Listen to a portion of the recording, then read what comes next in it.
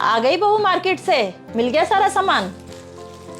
हाँ मम्मी जी, सामान तो ले आई, पर मार्केट में इतना रश था कि पैर रखने की भी जगह नहीं थी। पर क्या करूँ, प्रीति दीदी के लिए सावन के त्योहार का सामान भी तो लाना था, इसलिए देख के तो लाती। हाँ बहू, बेटी के घर सामान भेजेंगे तो अच्छा ही भेजेंगे ना। दिखा क्या क्या लेके आई है।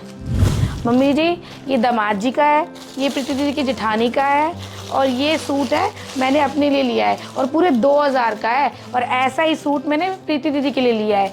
वो ना पैसे कम पड़ गए थे तो दुकान वाले को मैं एडवांस दे आई हूँ। तो जब अभी जाऊँगी ना गुड़िया के पापा के साथ तो दुकान वाले से लेके दीदी को दे दूँगी। अरे बहू, सूट तो बहुत सुंदर है, इसका रंग भी बहुत प्यारा है। बहू ऐसा करना, प्रीति ना पहले से ही अपनी सास के लिए ना खरीद के गई थी कपड़े, उसको साथ में लेते जाना ध्यान से।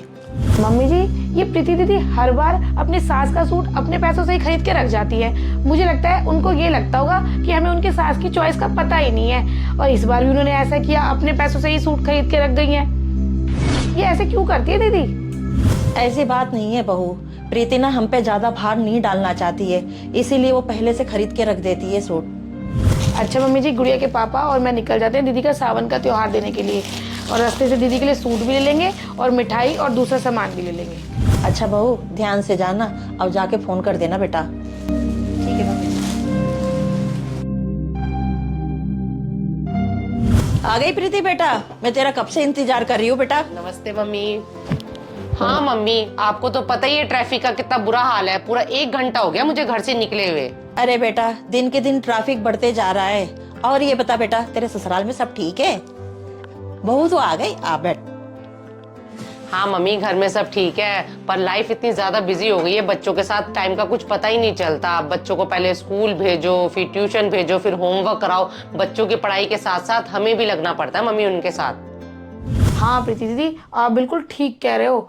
आजकल के तो बच्चे पालना बड़ा मुश्किल हो गया है, और खाने के लिए तो उनके पीछे पीछे दौड़ना पड़ता है। और बेटा, सावन का त्योहार पे जो सामान तुझे भेजा था, तुझे पसंद आया कि नहीं? हाँ मम्मी, आपने जो सावन पे मेरे लिए सामान भेजा था ना, सारा बहुत अच्छा था। और वैसे भी भाभी और आप जो सामान भेजोगे वो तो अच्छा ही होगा ना। हाँ बेटा, ये घुटनों के दर्द की वजह से ना मेरे से चला फिरा नहीं जाता है। सारा सामान ना तेरी भाभी ले आती है, और तेरे लिए जो सूट लेके आई थी ना पिंक कलर का, मुझे बहुत पसंद आया। अरे बाप रे, मर गई आज तो। अब तो मेरी सारी पोल पट्टी खुल जाएगी।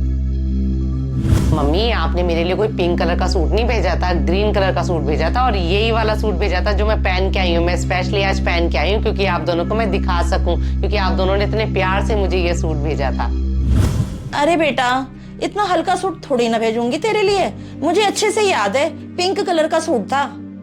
अरे मम्मी, आपको कोई गलत फहमी हो रही है। आपने मुझे कोई पिंक कलर का सूट नहीं भेजा था, आपने मुझे यही सूट भेजा था। और भाभी इतने प्यार से लेके आई थी ना, तो इसलिए मैंने ये सिलवाया और आपके सामने पहन के आई हूँ। अरे बेटा, तुम मेरी बात मानती नहीं है, महंगा वाला सूट था। सेम सूट ना तेरी भाभी के पास है, जा बहू सूट ले आ। आज तो मैं अपने ही जाल में फंस गई, मेरी चालाकी धरी की धरी रह गई।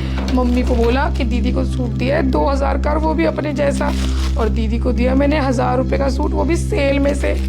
आज तो मैं मर ही गई। ये देख बेटा, ये पिंक कलर का सूट, तू मेरी बात मान नहीं रही थी ना, कहाँ ये सूट और कहाँ ये सूट।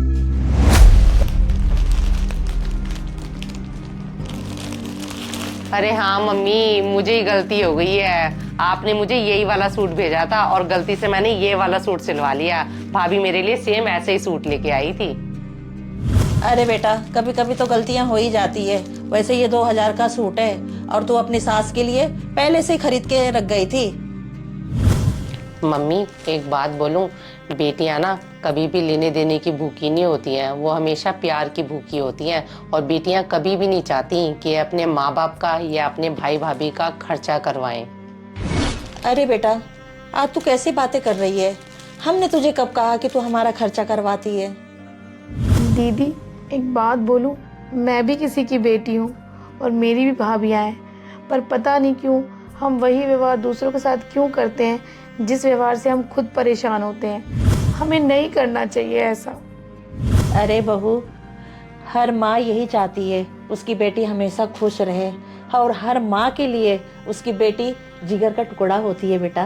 दीदी, आप बिल्कुल सही कह रहे हो। आपने ना कभी भी हमसे लेने की उम्मीद नहीं रखी। मैं अपने किए पे ना बहुत शर्मिंदा हूँ। हो सके तो मुझे माफ़ कर देना। अरे बहू, ये क्या चल रहा है? और तू क्यों माफी मांग रही है प्रीति से? मम्मी, ये भाभी ननद के बीच की बात है, वो आप नहीं समझोगे।